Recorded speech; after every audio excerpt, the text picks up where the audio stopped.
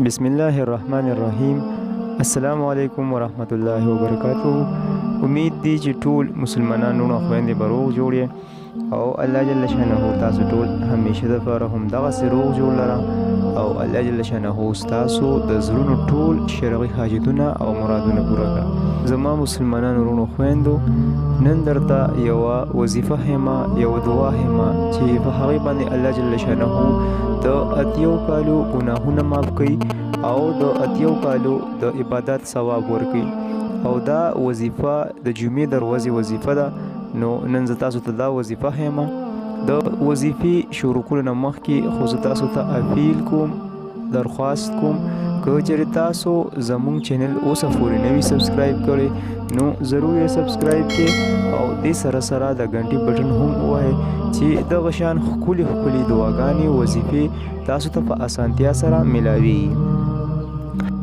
وظیفه داسې ده، حضرت ابو هریره رضی الله عنه فرمایي چې نبی علیه السلام فرمایلی دي چې کوم کس د جمعې پر ورځ د مازدیګر د مونځ نه پس په هغه ځای کینی او فانسی او اتیا وارې دا درود شریف ووایي نو دې سره به د اتیو کالو ګناهونه معاف شي او الله جل شانه به ولې د اتیو کالو د عبادت ثواب ورکړي. درود شریف زه تاسو ته وایم: اعوذ بالله من الشیطان الرجیم. اللهم صل على محمد النبي الأمي وعلى آله وسلم تسلیما. بیا یو ځل ووایئ: اللهم صل على محمد النبي الأمي وعلى آله وسلم تسلیما.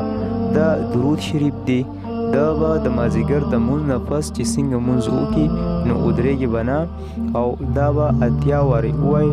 تقریبا د 5 منټو وظیفه ده، د 5 منټو یو اسانه شان دعا ده او الله جل شانه پې ډېر لوی انعام ورکوي. الله جل شانه پې د اتیو کالو د ګناهونو معافي کوي او د اتیو کالو د عبادت ثواب ورکوي.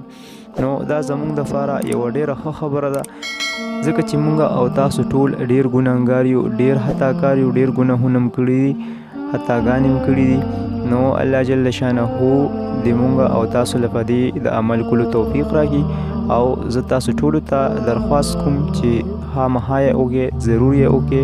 نن د جمعې ورځ ده او دغسې هره جمعه د مازدیګر د مونځ نه پس دا وظیفه کوئ.